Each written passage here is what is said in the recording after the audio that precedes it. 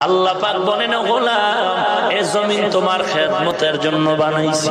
হাওয়ার উপরে জমিনটা আছে, হেলে দুলে যদি যায় মরে যাবি, পড়ে যাবি। আমি আল্লাহ জমিনটার স্থির করে দিলাম।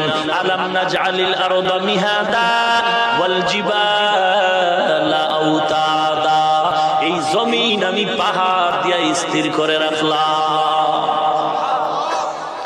আল্লাযী জাআলা লাকুমুল আরদা ফিরাশা